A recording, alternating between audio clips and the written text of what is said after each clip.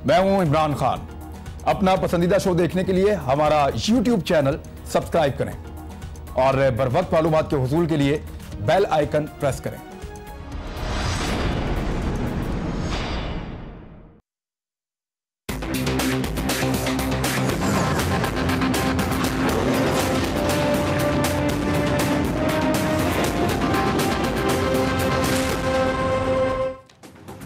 अस्सलामुअलैकुम नाज़रीन, आप देख रहे हैं प्रोग्राम तकरार। मैं हूं जमील सुखेरा। नाज़रीन, हुकूमती जो कारकर्दगी चल रही है मुअश्शत को लेकर या फिर उस्मान बुज़दार साहब को लेकर, और जिस तरह की तनकीद का सामना है हुकूमत को, जिस तरह की तनकीद का सामना है इमरान खान साहब को, क्योंकि जब भी वो आते हैं और वो जिस तरह से उस्मान बुज़दार साहब को डिफेंड करते हैं, नून लीग के सीनियर रहनुमाओं की जानिब से एक बहुत अहम प्रेस कॉन्फ्रेंस की गई। शाहिद खाकान अब्बासी थे, मरियम औरंगजेब थी, एहसन इकबाल साहब थे, और उनका यह कहना था कि मुअश्शत ट्वीट पर नहीं चलती, मुअश्शत चलाने के लिए अमली इक़दामात करने पड़ते हैं। जहां तक बात उस्मान बुज़दार साहब की है तो उस पर भी उनका यही कहना था कि उस्मान बुज़दार साहब की तारीफों के पुल बांधे जाते हैं लेकिन परफॉर्मेंस उनकी जीरो है। मुअश्शत को चलाने के लिए मजबूत इक़दामात करने होंगे। पंजाब जैसे बड़े सूबे को चलाने के लिए सीएम साहब का एक्टिव होना बहुत जरूरी है। नून लीग की जानिब से जो भी तनकीद की गई, जो भी इल्जामात लगाए गए, और वो एक तरफ, साथ ही साथ उन्होंने ये भी कहा कि नवाज शरीफ साहब ने 1 रुपए की करप्शन किए बगैर मुअश्शत को मुस्तहकम किया था, चलाकर दिखाया था। ये एक मामला जो बड़ा इंपॉर्टेंट है। नून लीगी अहम रहनुमाओं की जानिब से ये प्रेस कॉन्फ्रेंस की गई जिसमें ना सिर्फ मुअश्शत पर बात की गई, उसमें उस्मान बुज़दार साहब की परफॉर्मेंस पर भी बात की गई। दूसरी जानिब वज़ीर आज़म इमरान खान साहब ने कल जो एक तकरीब से खिताब किया कॉन्वोकेशन से एक यूनिवर्सिटी की, उसमें फिर इमरान खान साहब ने उस्मान बुज़दार साहब का डिफेंड किया। वो डिफेंड इसी तरह का था कि भरपूर तरीके से उन्होंने डिफेंड किया उस्मान बुज़दार साहब को। उनका ये कहना था कि मेरी ये चॉइस जो है वो बेहतरीन चॉइस है, शहबाज शरीफ साहब से बहुत अच्छी चॉइस है, कारकर्दगी दिखाएगी उनकी। ये डिफेंड जो वज़ीर आज़म इमरान खान साहब ने किया, ये पहले भी करते रहे, लेकिन सानिया साहिवाल होने के बाद भी वज़ीर आज़म इमरान खान साहब का इस तरह से उस्मान बुज़दार साहब को डिफेंड करना हजम नहीं हो रहा नून लीग से, ऑपोजिशन से, पीपल्स पार्टी से भी, क्योंकि उनका यही कहना है कि कारकर्दगी दिखानी पड़ेगी, कुछ करके दिखाना पड़ेगा, सिर्फ बातों से काम नहीं चलेगा, सिर्फ तारीफों के पुल बांधने से काम नहीं चलेगा, हमें परफॉर्मेंस भी नजर आनी चाहिए।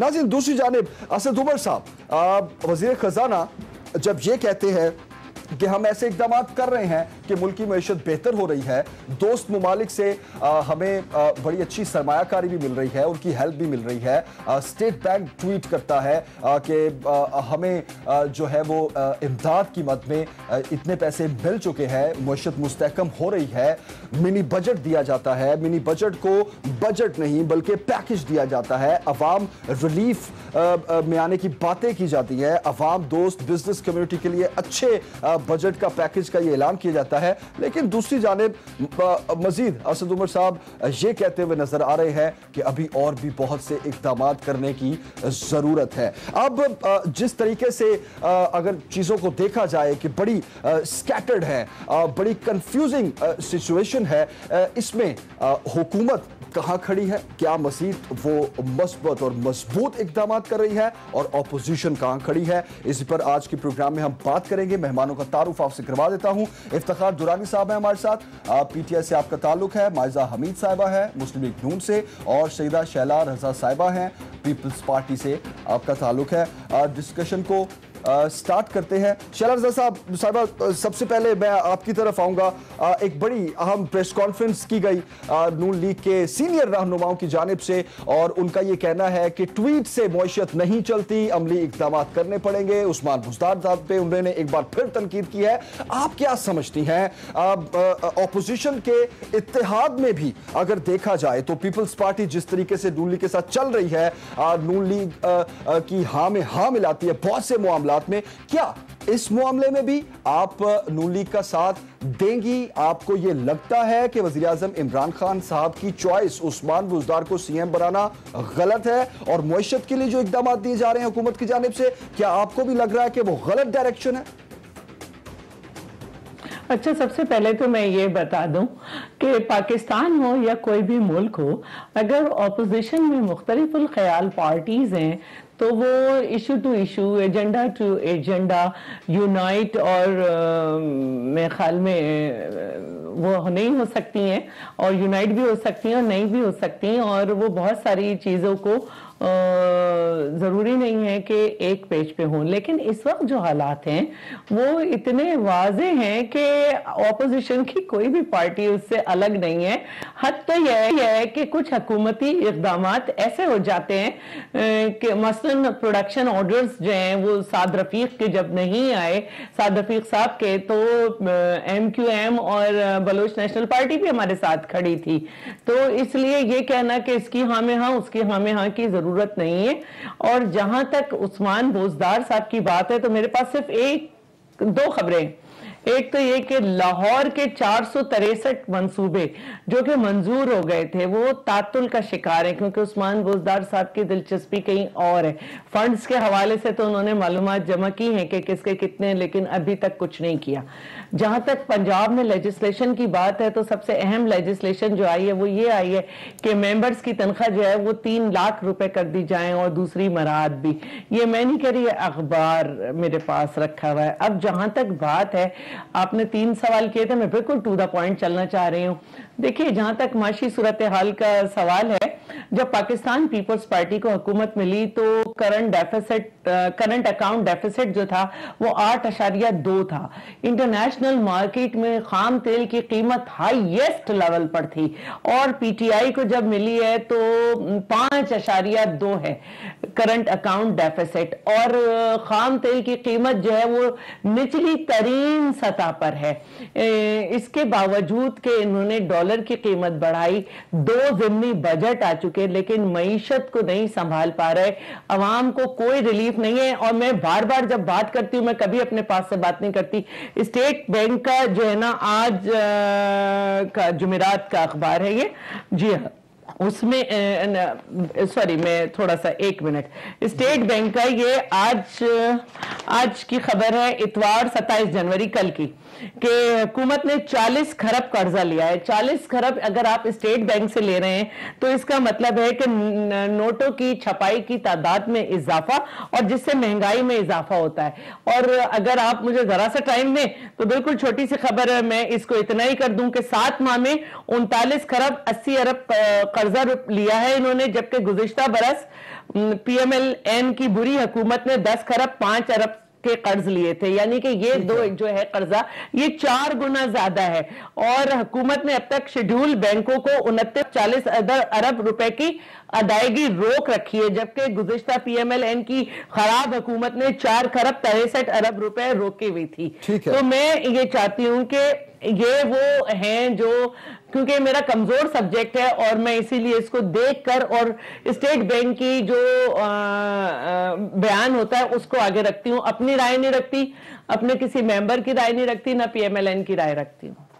ठीक है, ठीक है, ठीक है शैला साहिबा, आपने जो पॉइंट्स उठाए हैं, जो पॉइंट रेज किए हैं, इफ्तिखार दुरानी साहब के पास जाने से पहले मैं माइजा साहिबा आपसे सवाल करना चाहूंगा। बहुत धुआंधार प्रेस कॉन्फ्रेंस की गई नून लीग के सीनियर रहनुमाओं की जानिब से, ना सिर्फ मुआशत को तनकीद का निशाना बनाया बल्कि उस्मान बुज़दार साहब की परफॉर्मेंस को भी आपने तनकीद का निशाना बनाया। सबसे पहले मुआशत की बात कर लेते हैं। आपके ख्याल में अब जिस तरह शैला साहिबा ने जो पॉइंट रेज किए हैं कि 4 गुना ज्यादा कर्जा पिछले साल का अगर देखा जाए, उसका मुवाजना किया जाए तो ले चुकी है अभी गवर्नमेंट।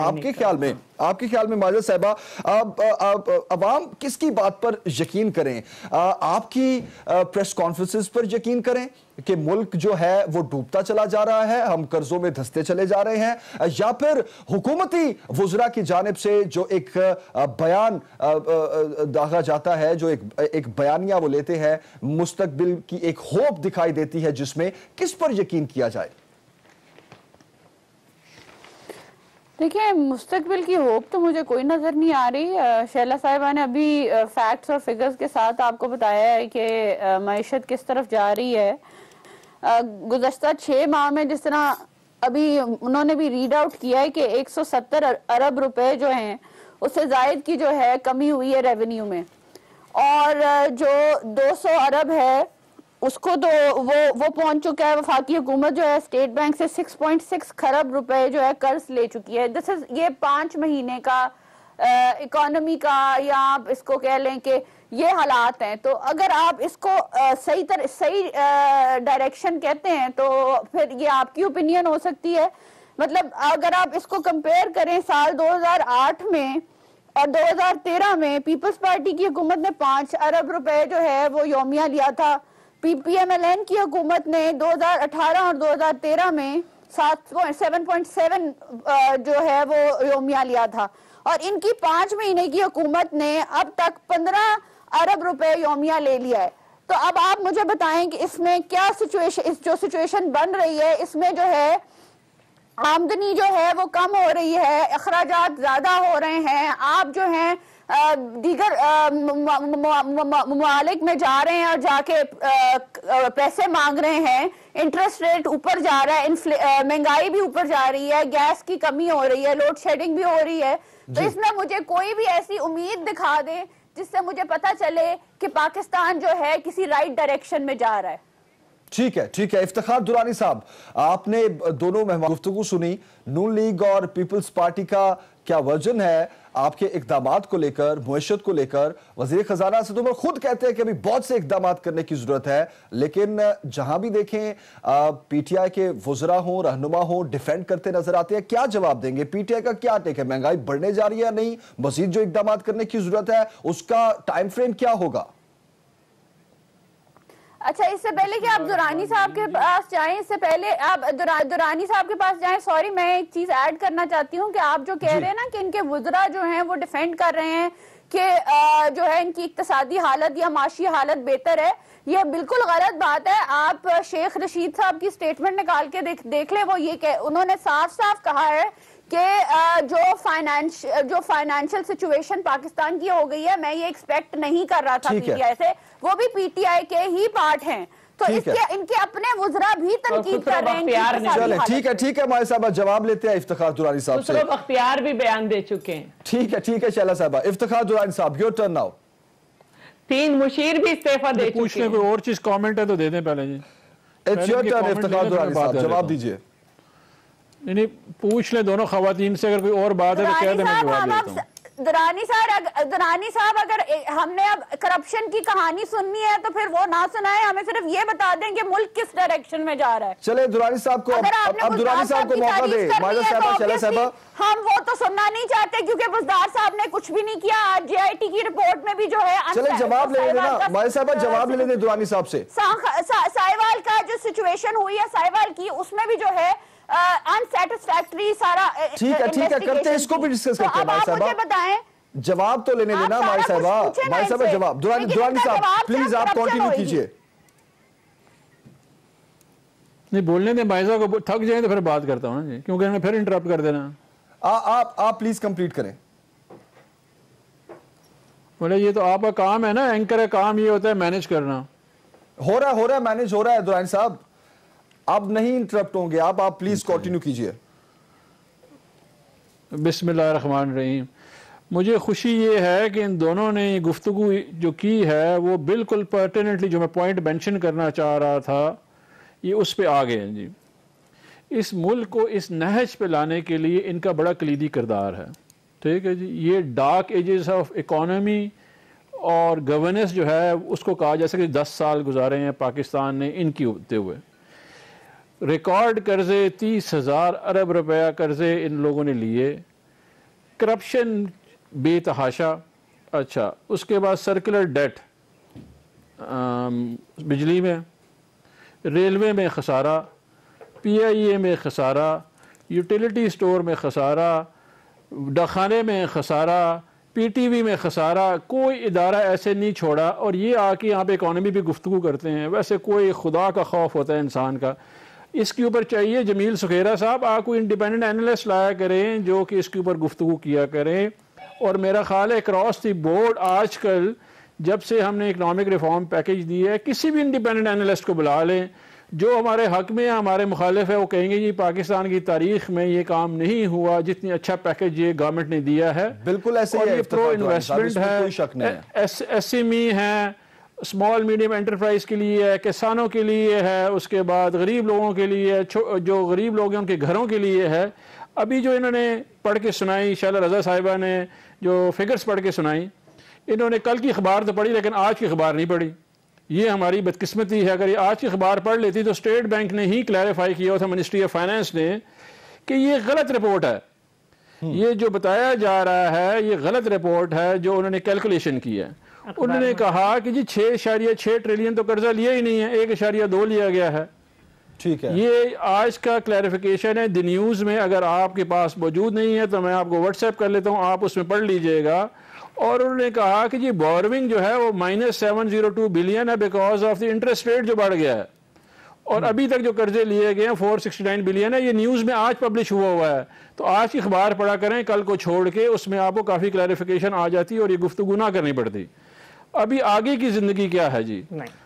आगे की ज़िंदगी बड़ी खुशहाल है, बेहतरीन ज़िंदगी है। आगे 3-4 महीने में, अगले महीने में फरवरी में बेहतरीन इन्वेस्टमेंट आएगी 2 मुल्कों से, और बड़ी पाकिस्तान की तारीख की सबसे बेहतरीन इन्वेस्टमेंट आएगी। वो इंशाल्लाह पाकिस्तान देखेगा और पाकिस्तान देखेगा कि तरक्की कैसे करते हैं। वो वजह क्या है? इससे पहले ऑनेस्ट और क्रेडिबल लीडरशिप नहीं थी अक्रॉस द बोर्ड, चाहे चाइना हो, UAE हो, कतर हो, सऊदी अरेबिया हो, मलेशिया हो, तुर्की हो। उन्होंने कहा कि इससे ऑनेस्ट लीडरशिप हमने नहीं देखी और हम यहाँ पे इन्वेस्ट करना चाह रहे हैं। यही वजह थी कि हमने वीज़े खोले हैं बिजनेस के लिए और टूरिज्म के लिए कि आप आएँ, कारोबार करें, आपके पैसे के हम मुहाफिज हैं।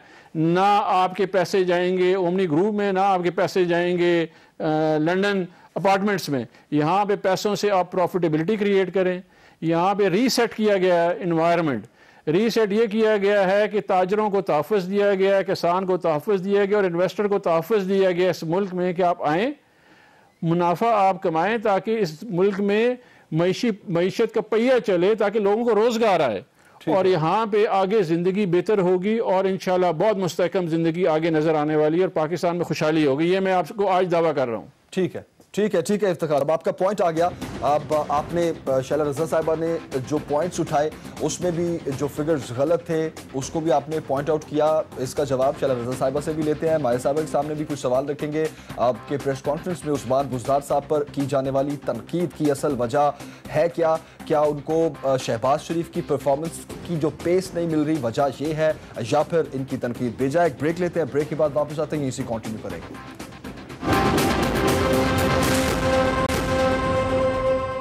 मैं उनसे पूछना, शहबाज शरीफ आपका क्या है? आप तो भाई की वजह से बाय डिफॉल्ट बन गए हैं सब कुछ, आपकी क्या स्ट्रगल है?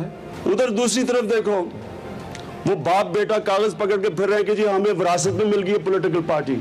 आज जिनको पूरा पाकिस्तान सेलेक्टेड वज़ीर-ए-आज़म कहता है, अपनी अलमारी में देखें कि वो शेरवानी जो उन्होंने 2004 में सिलवाई थी और वो टेलीफोन जिस पर इंतजार करते रहे कि जनरल मुशर्रफ का टेलीफोन आएगा और मैं वज़ीर-ए-आज़म बनूंगा। उस्मान बुज़दार इंशाल्लाह पंजाब के बेस्ट चीफ मिनिस्टर बनेंगे। काबिलियत इतनी ज्यादा है कि वो अवाम के सामने बर्दाश्त बयान नहीं की जा सकती, तो वज़ीर-ए-आज़म साहब उनकी तारीफें करते रहते हैं। उस्मान बुज़दार अपनी इक़्तिदार को अपनी जात पैसा बनाने के लिए नहीं इस्तेमाल करेंगे। इनमें आजिज़ी है, तकब्बुर नहीं है, 40 गाड़ियों के प्रोटोकॉल में नहीं फिरते। हमें उम्मीद है कि 5 साल अगर कभी मुकम्मल हुए तो उससे पहले उस्मान बुज़दार साहब की जो काबिलियत है वो अवाम के सामने ज़रूर आएगी। मईशत जो है ये ट्वीट से ठीक नहीं होगी, ये अमली इक़दाम करके होगी। पूरी दुनिया कहती थी कि ये ग्रोथ 6.5% पे होगी इस माली साल में, अब बात 4% से कम की हो रही है। लेकिन इन पर बात करने के बजाय हुकूमत जो है और ख़ासतौर पर वज़ीर-ए-आज़म साहब वो हमें नित नए लेक्चर देते हैं, ऐसी ऐसी बातें करते हैं जिनका हकीकत से ताल्लुक नहीं होता, पाकिस्तान के मसाइल से ताल्लुक नहीं होता।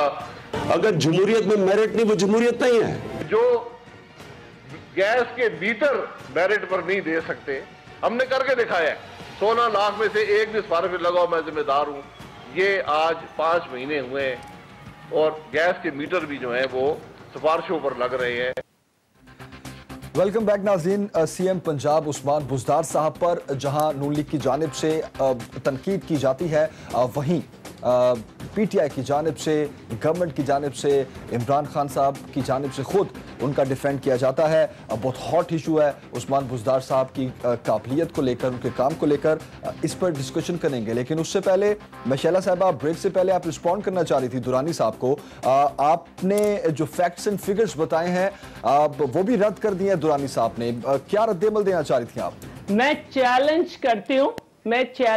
करती हूँ और अभी भी कह रही हूँ, 39 खरब 80 अरब रुपए कर्जा लिया है, जो कि 7 माह में, जो कि गुज़िश्ता बरस जो है 10 खरब 5 अरब रुपए ले गया था, 4 गुना ज्यादा है। मैं चैलेंज करती हूँ, ये आज की भी स्टेट बैंक की रिपोर्ट है, मैंने अभी सारा चेक किया है। और दूसरी बात ये कि मैं इनसे ये भी कहना चाहती हूँ कि आप जो है ना, आपके मुशीर तिजारत क्या कहते फिर रहे हैं, जरा उसको सुने। वो कहते हैं कि हम $3.5 अरब का खुर्दनी तेल और $2 अरब की दालें मंगाते हैं और ये हम खुद पैदा कर सकते हैं। बिल्कुल वो सही कह रहे हैं, खुर्दनी तेल में बहुत सारे हैं, ऑलिव ऑयल और दूसरे। तो मुझे ये बताएं कि आपने ना सपोर्ट प्राइस ना सब्सिडी, किसान को कुछ भी नहीं दिया इस ज़िमनी बजट में। इस ज़िमनी बजट की वजह से आपके तीसरा बंदा है साकिब शिरानी, जिसने आपकी जो आपका एक मुशावरती एक कमेटी है आपकी इक्तिसादियात पे, उसमें से बंदे ने छोड़ा है, तीसरे आदमी ने। इसी तरह आपने कहा कि 37 अरब से कर्जा किसान को 20 कर दिया, 37% से 20% कर दिया। मुझे ये बताएं कौन सा गरीब किसान 20% लेगा? बाकी जो ऐलान भी किए किसान के लिए, वो कहा कि जुलाई के बाद दोगे। तो एक तो ये कि सबसे बड़ा ही कारनामा आपका ये है, जो दुनिया के किसी मुल्क में नहीं हुआ, कि 6 महीने में तीसरा बजट, जबकि अभी जुलाई में आने वाला था। और उससे भी बड़ी बात यह है कि पता नहीं कहां से इशारे मिल रहे हैं कि उस पर बहस नहीं हुई, नाफिज नहीं हुआ, आगे बढ़ गया।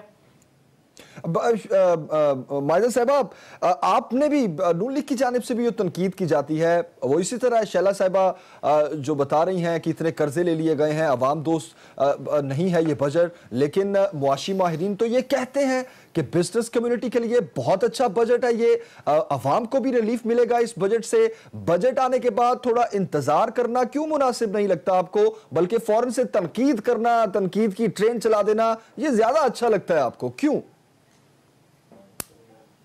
जब कौम के गले पे छुरी, जब कौम के गले पे छुरी रखी जाएगी ना, तो अपोजिशन चीखेगी। बात सीधी सी है कि आप कहना शुरू कर दें कि ये पहली हुकूमत है जिसने करप्शन फ्री इकोनॉमी ला रहे हैं। मुझे ये बता दें कि ये जो करप्शन फ्री इकोनॉमी है, यहाँ इसमें जो अलीमा खान साहिबा का जो अभी स्कैंडल आया है, जिसके अंदर उनकी दुबई में भी प्रॉपर्टी है, अमेरिका में भी प्रॉपर्टी है, उसके पैसे कहाँ से आए हैं? उनका वो सिलाई मशीनों से आए हैं, वो डोनेशन से आए हैं, किधर से आए हैं? अगर ये मदीना की रियासत की बात करते हैं तो ये बता देना कि ये करप्ट फ्री इकोनॉमी कैसे बनाएंगे जो पिछली हुकूमतों ने नहीं बनाई। दूसरा, जो एक वीजा पॉलिसी की बात की दुरानी साहब ने, मुझे क्लैरिफाई कर देने दें कि वीजा पॉलिसी जो है ये बन चुकी थी, इसका क्रेडिट PMLN को देना चाहिए आपको। अब हर चीज के ऊपर जो है फीता काटना ना शुरू कर दिया करें जो इनिशिएट पिछली हुकूमत ने की हो। आप अपने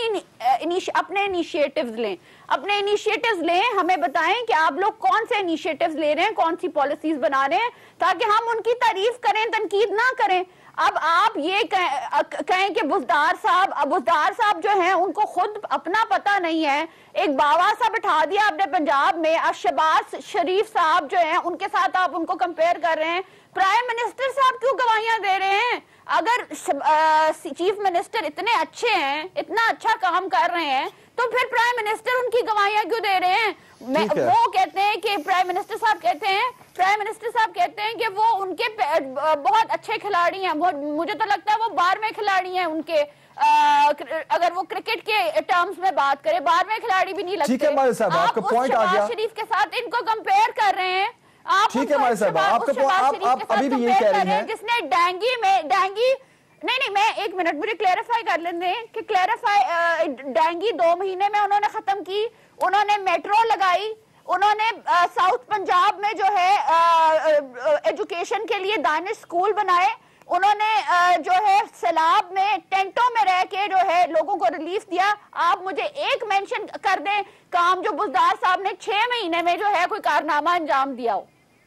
ठीक है माजिद साहबा, आप जवाब लेते हैं दुरानी साहब से, तफसीली जवाब लेते हैं, बल्कि क्योंकि आप शैला साहबा जो भी पॉइंट्स रेज कर रहे हैं इस पर दुरानी साहब का क्या टेक है। एक ब्रेक लेते हैं, ब्रेक के बाद वापस आते हैं।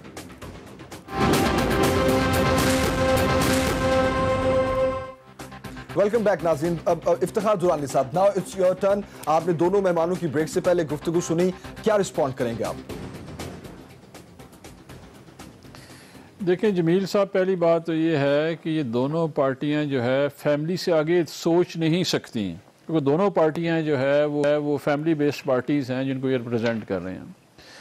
तो नॉन फैमिली बेस्ड पार्टी की पॉलिटिक्स और फैमिली बेस्ड पार्टी की पॉलिटिक्स दोनों डिफरेंट है। नॉन फैमिली बेस्ड स्ट्रगल करके आएगी और मेहनत करेगी और उस पोजीशन पे पहुंचेगी।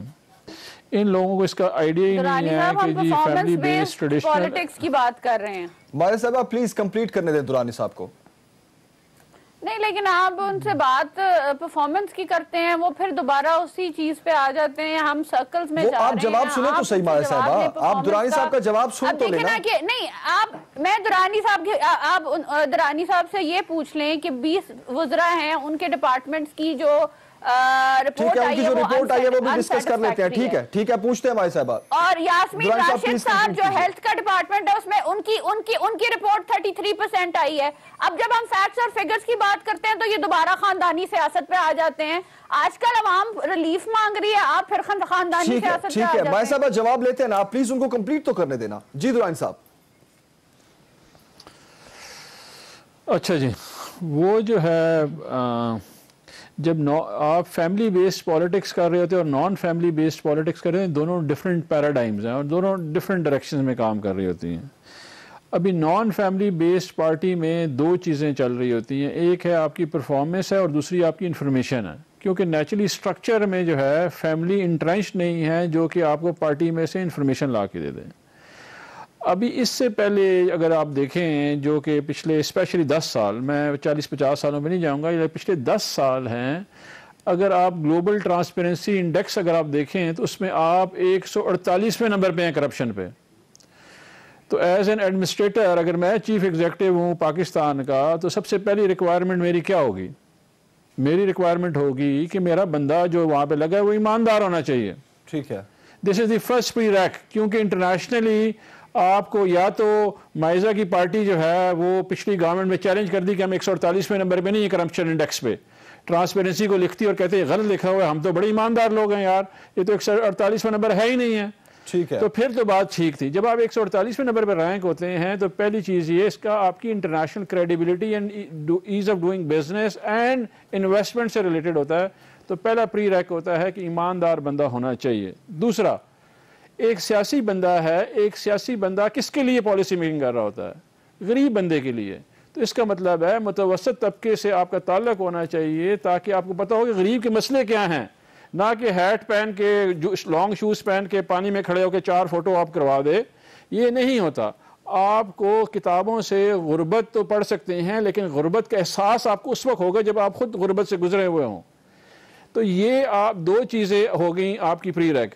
तीसरा ये हो गया कि जब वो बंदा जो है अगर वो नया है इनटू द उसमें in the position, so it is most easy and flexibly, वो फ्लेक्सिबल होता है जो कि अपने आप को पोजीशन कर सकता है into a good administrative position. ये तीसरी क्रेडेंशियल भी उस्मान बुज़दार की भी आ गई है। चौथी बात, पाकिस्तान का सबसे बड़ा सूबा है जिसमें सबसे ज़्यादा मिसमैनेजमेंट हुई है, उसको रिवर्स करने के लिए आपको एक डेडिकेटेड बंदा चाहिए था जिसमें ये पैशन हो कि मैं इसको रिवर्स कर सकता हूँ। उस्मान बुज़दार साहब की वो क्वालिटी है कि उसको रिवर्स करने की उनकी कैपेबिलिटी भी है और विल भी है, क्योंकि पॉलिटिकल विल वो चीज़ होती है जो कि आप तमाम चीज़ें चेंज कर सकते हैं। क्योंकि पंजाब की पॉलिटिक्स में सबसे बड़ा इशू ये है कि नाम बड़े होते हैं, इसलिए एक ऑर्डिनरी बंदा उसको डाइजेस्ट ही नहीं किया जा रहा कि कोई बंदा भी जो स्पेशली हमारी ट्रेडिशनल पार्टीज़ हैं जिस तरह की पीपल्स पार्टी और नून लीग है जो कि फैमिली बेस्ड पार्टीज़ हैं, वो एक ऑर्डिनरी बंदे को डाइजेस्ट ही नहीं कर सकते। एक गरीब बंदा कैसे वज़ीर आला बन सकता है? उनको तो ही मैन चाहिए, बड़ा सा शहबाज शरीफ की तरह जो हैट टोपी पहनता हो। ये शरीफ बंदा जो एक्सेसिबल है हर एक बंदे के पास, ज़मीनों पे बैठ जाता है, खाना खा लेता है, गुर्बत के एहसास कर सकता है, वो इनको एक्सेप्टेबल नहीं है। इनको तो एक्सेप्टेबल है एक हीरो हॉलीवुड का जो कि टोप शो पहन के स्टंटिंग कर सके। स्टंट मैन नहीं चाहिए आपको, एक जेन्युइन बंदा चाहिए था, क्रेडिबल जेन्युइन बंदा जो उस्मान बुज़दार है और वो डिलीवर करेगा। जितनी 40 साल मिस मैनेजमेंट और 10 साल शहबाज शरीफ की, यही बंदा ठीक करके देगा। और इसीलिए इमरान खान ने उसको सिलेक्ट किया है और इसलिए इमरान खान का फेथ है कि ये फेक नहीं है। आपको एक रियल बंदा चाहिए था, फेक्स नहीं चाहिए थे। ये रियल है और ये डिलीवर करेगा। ठीक है इफ्तिखार दुआनी साहब, ठीक है, आपको पॉइंट आ गया। एक मिनट जरा, मुझे ये दुरानी साहब की एक बात, मुझे दुरानी साहब से एक सवाल पूछना है। मुझे दुरानी साहब से एक सवाल पूछना है। शैला साहब वांट टू रिस्पोंड। सवाल पूछना चाह रही हूँ कि उस्मान बुज़दार साहब आए कहाँ से हैं, कहाँ से आए हैं? ना मैंने इनको धरने में देखा, ना मैंने इनको किसी पॉलिटिकल स्ट्रगल में देखा, ना इनको मैंने जब इमरान खान साहब कंटेनर पे खड़े थे उधर देखा, ना इनको इलेक्शन में देखा। हाँ, ये मुझे याद है कि पिछले इलेक्शन में उन्होंने PMLN के लिए टिकट के लिए अप्लाई किया था। अच्छा चलें, ठीक है। शैला साहब यू वांट टू रिस्पोंड? तो आपके सवाल में जवाब हो गया ना। आज हमारे तो हुआ खारजा साहब का जो स्टेटमेंट लगा है जिसमें उन्होंने बताया है कि हम किस किस को नापसंद हैं, तो भाई हम फैमिली बेस्ड ही सही, डिक्टेटर बेस्ड तो नहीं है ना, तो हमें इस पे खुशी है। ठीक है, और अल्हम्दुलिल्लाह हम सेलेक्टेड लोग नहीं है। मैं तो सिर्फ ये पूछना चाह रही हूँ कि आप सब कुछ बहुत अच्छा कर रहे हैं, क्या वजह है कि आतिफ मियाँ, इमरान रसूल, इमरान एजाज के बाद साकिब शिरानी ने भी आज आपकी इक्तिसादी काउंसिल से इस्तीफा दे दिया, इसलिए कि आप गुर्बत मिटाने की नहीं बात कर रहे, आप गरीब को मिटा रहे हैं। कितने लोग आपने घर तोड़ दिए, बेरोजगार कर दिए, दुकानें तोड़ दी, महंगाई को कहां पहुंचा दिया आपको क्या पता। वो वजीर आजम जो जमीन पे सफर ना करता हो और हेलीकॉप्टर से ऑफिस जाता हो, उसे जमीन पे लोग तो रेंगते हुए कीड़े नजर आ रहे हैं जिसको वो रोज गुजर रहा है करते हुए। तो मैं ये समझती हूँ कि आप बेहतर होता है कि अगर आप इन सारी बातों पे बात करें कि अब जो असेंबली का सेशन आएगा उसमें आप क्या लेजिस्लेशन लेकर आएंगे। ठीक है आप क्या चीज ऐसी लेकर आएंगे। मैं जवाब दे दूं जमील साहब इसके ऊपर। जुआनी साहब मैं जरूर आता हूं आपके पास, ब्रेक लेता हूं, ब्रेक के बाद वापस आता हूं, फिर आपका पॉइंट ऑफ व्यू लेंगे इस पे। एक ब्रेक के बाद वापस आता हूं।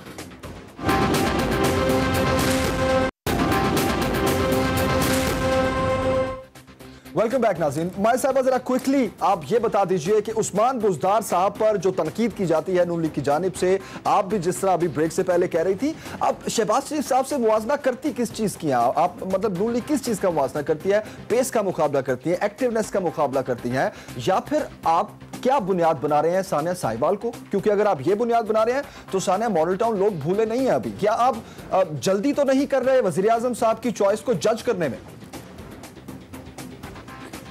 वज़ीर आला साहब की चॉइस को हम जज करने में जल्दी नहीं कर रहे जी। 6 महीने हो गए हैं हमें। कोई पहले तो ये आज हमने रेजोल्यूशन जो जमा कराई है, करारदाद जमा कराई है साउथ पंजाब की, उस पर भी अमल दरामद कराएं। ये साउथ पंजाब के हैं, लेकिन मुझे नहीं लगता ये साउथ पंजाब के मतलब हैं भी कि नहीं है।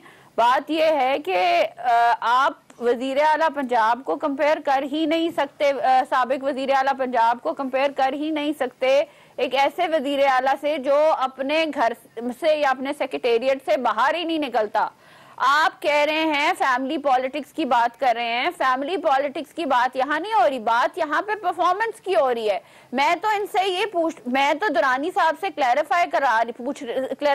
क्लैरिफिकेशन लेना चाह रही थी कि क्या, चलो ठीक है, जो लाहौर में है वहां पे पुलिस गर्दी जो है बढ़ गई है, कूड़कट बढ़ गया है, गंदगी बढ़ गई है, उसको छोड़ दें।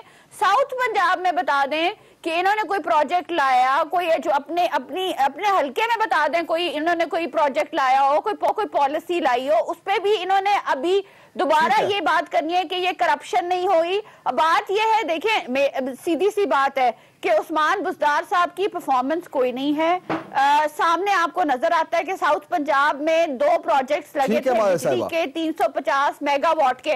मुझे जरा फिगर से बात करने थे। 350 मेगावाट के प्रोजेक्ट्स लगे थे, पीएसटीपी में उनको काट दिया गया और कहा जाता है कि हम साउथ और कंटेनर पे खड़े होकर कहा जाता था कि हम साउथ पंजाब को उनका पूरा हक देंगे जो शहबाज शरीफ नहीं दे रहा। जो शहबाज शरीफ ने वहां पे यूनिवर्सिटियां बनाई हैं, जो शहबाज शरीफ ने वहां पे स्कूल बनाए हैं, जो एक मिनट शहबाज शरीफ साहब ने वहां पे अस्पताल जवाब लेते हैं। मुझे सिर्फ ये बता दें कि दुरानी साहब है, उनसे अगर आपके पास टाइम कम है तो मैं सिर्फ एक और चीज इफ्तिखार दुरानी साहब, अब आपने माहिर साहबा की गुफ्तगू भी सुनी, वो ये कह रहे हैं परफॉर्मेंस हमें नजर नहीं आ रही उस्मान बुज़दार साहब की। अब क्या शहबाज शरीफ साहब की परफॉर्मेंस का प्रेशर है ये, या अभी थोड़ा और वक्त दरकार है महकमाना कार्रवाइयों को समझने की सीएम पंजाब को? क्या कहेंगे आप? मैं दोनों को जवाब देता हूँ जल्दी से, क्योंकि आपके पास टाइम शॉर्ट है। पहली बात यह है कि साकिब शिरानी साहब की अपनी ज़ाती मसरूफियत थी जो उन्होंने बता दी है, लेकिन मुझे शैला रज़ा साहिबा ने यह बताना है कि ये चारों सूबों की जंजीर जो है पूरे मुल्क से 4 ज़िलों पे कैसे आ गई है, इस पे गौर फिक्र करें। साकिब शिरानी चला गया या 3 लोग और चलेंगे, उससे कोई फर्क नहीं पड़ेगा। माशी पॉलिसी आगे जाती रहेंगी, चारों सूबों से सुकड़ के आप लोग 4 जिलों में रह गए। इसके ऊपर सोचें और अपनी परेशानी करें, हमें छोड़ दें। बात मुझे करने दें, मेरी बात है, मुझे करने देना, मेरी बारी है, मुझे करने दें, मेरी बारी है, मुझे करने देना, मेरी बारी है। शैला से पूछे तो वजीर खारजा ने उसका जवाब दिया। हेडलाइन आज के अखबार की, दूसरी खबरें तो पढ़ ली आपने, हेडलाइन नहीं पढ़ी। लेट मी फिनिश, मुझे बोलने दें, मुझे बोलने दें प्लीज। मैंने जवाब मांगा था ना, मैंने दे दिया कि वजीर खारजा ने आज जवाब दिया। प्लीज कंप्लीट कीजिए आप। वजीर खारजा ने जवाब दिया है, प्लीज, टाइम भी कम है। हाँ जी, तो 4 बंदों के जाने से कुछ नहीं होता, लेकिन 4 सूबों से 4 जिलों पे आने के लिए जरूर फर्क पड़ता है। दूसरी बात, जो हीरो बने थे, जो चाइनीज 4 सूबों से 4 जिलों पे आ गए, इसका जवाब जरूर बनता है। अच्छा जी, मैं हूं इमरान खान। अपना पसंदीदा शो देखने के लिए हमारा YouTube चैनल सब्सक्राइब करें और बर वक्त मालूमात के हुसूल के लिए बेल आइकन प्रेस करें।